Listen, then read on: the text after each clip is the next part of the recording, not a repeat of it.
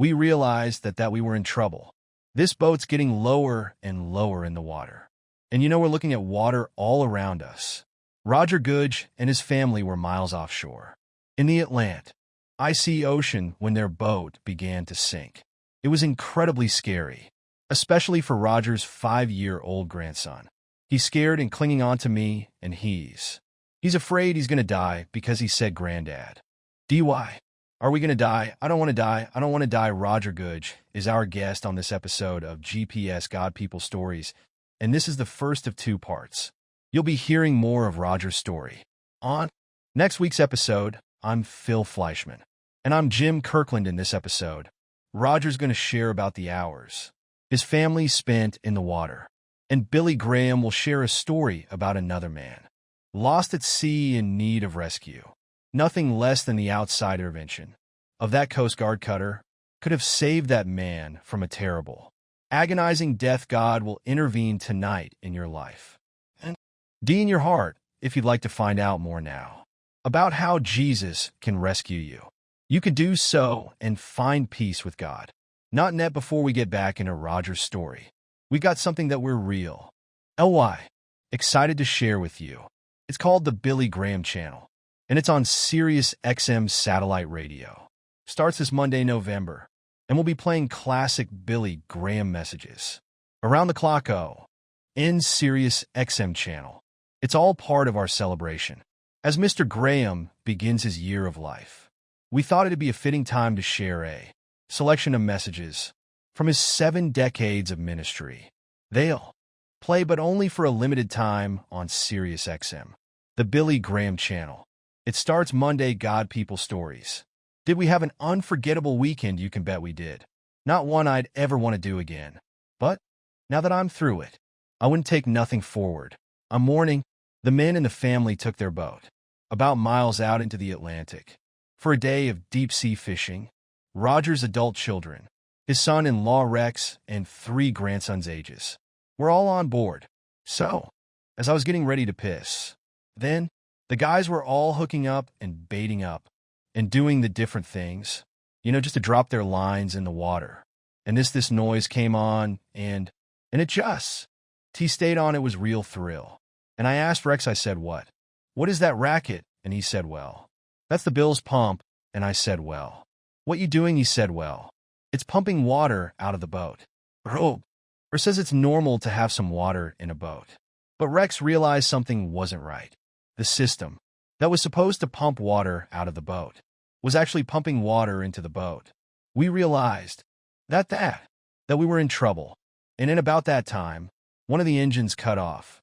Ocean water had flooded the engine compartment, and the water continued to pour in through the exhaust. The guys bled to try to stop it, but it was too late. The boat was stuck, and it was sinking quickly. Rex put out a mayday to the Coast Guard and asked for assistance as the back of the boat began to drop down to the ocean. From the time we stopped till we actually got in the water probably was more than minutes. That's how fast it happened. As the boat was going under, Roger held his 5-year-old grandson Zan. Of course, he was scared to death because, after miles out in the ocean, you can't see any land, you can't see any buildings. No, nothing. So we're looking at water all around. And us. And he's scared and clinging on to me, and he's afraid he's going to die. Because he said, "Granddaddy, are we going to die? I don't want to die. I don't want to die." And I said, "Son, don't worry, God will take care of you." Roger was sure that God would take care of them. But he was also feeling some fear as he realized the situation his family was in. It is really frightening thing to know that you're out in the water, that far from shore. It's just like you're just a grain of sand in a huge parking lot that no one knows where that grain of sand is.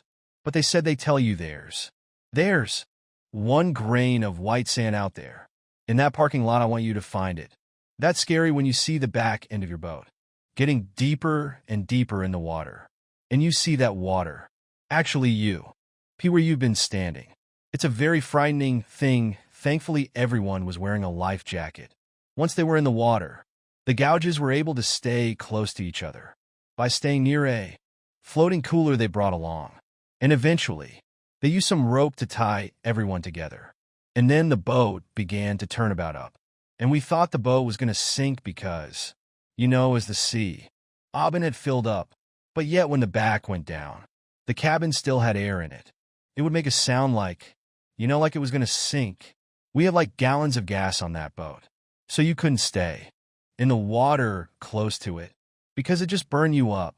So we drifted away from it.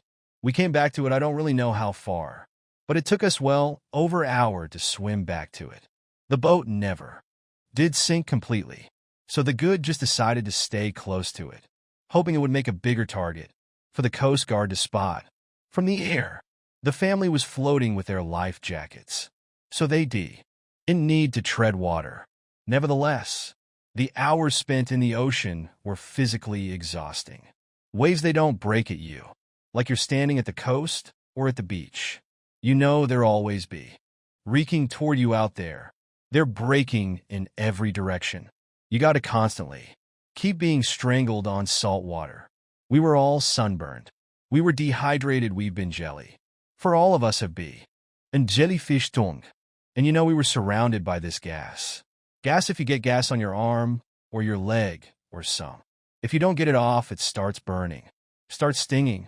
The time in the water was especially tough for 5-year-old Xander. He cried continuously all day Saturday. We were in the water and all day long he was just scared for his life.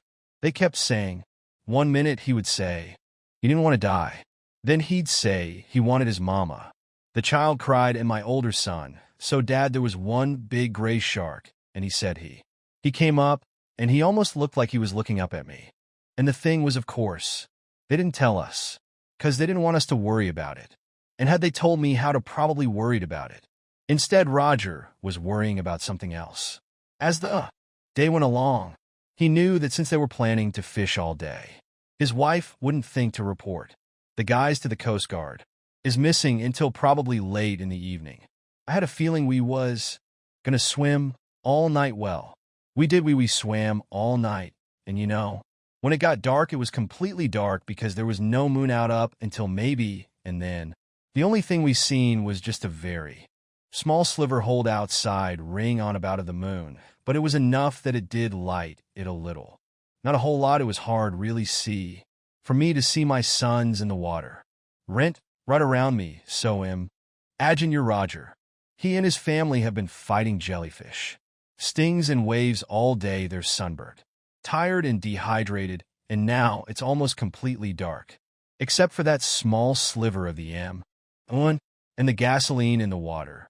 And we could take our arm, or our feet.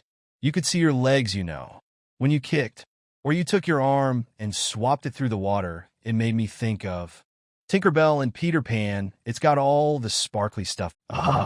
You can see your legs when you kick in the water. The gasoline wasn't as concentrated around the boat as it was earlier in the day, but it still stung and it smelled awful. We were constantly smelly. In gas. I hated the smell of that gas, but I think back now.